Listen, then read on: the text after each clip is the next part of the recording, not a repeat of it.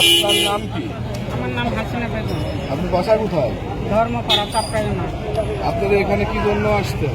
আমরা এখানে আইছি, আমাদের ধরেন ভেঙে চুরিয়ে কয়দিন পরে ভেঙে 7 দিন পর ভেঙে চুরিয়ে যার মতন সেই জাতি কয়েছে আমাদের নাই ঘর বাড়ি, আমার জায়গা জমি নাই, কিছু নাই। আমাদের এখন কখনো যাবো নদীতে ভেঙে ভাঙতে বলছে কারা? ভাঙতে যে কালকে মাইকেন করে আইছে জিকে অফিসরা পানি উন্নয়ন বোর্ড ভেঙে চুরিয়ে জাতি কয়েছে আমরা যাবো কোথায়?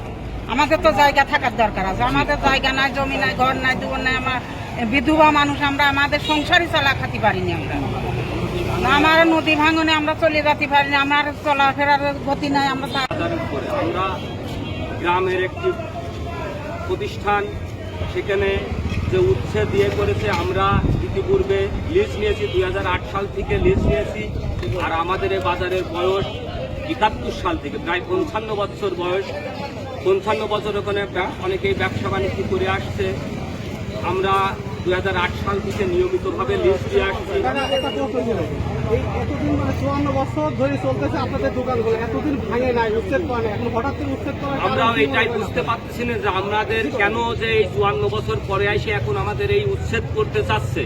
আমরা ইতিপূর্বে 2008 সাল থেকে বাংলাদেশ পানি উন্নয়ন বোর্ড 8 সাল থেকে আমাদের কাছ থেকে লিজের টাকা নিয়েছে। 18 সাল পর্যন্ত আমরা এই লিজের টাকা দিয়েছি।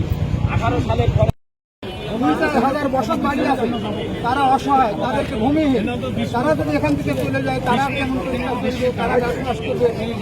দোকানদার করে আমি স্যারদের অনুরোধ করবো, তারা যেন আমাদের স্থায়ী বন্দোবস্ত দিয়ে আমাদেরকে সুব্যবস্থা করে দেয়, এই আশা ব্যক্ত করে আমি আমার বক্তব্য শেষ করি।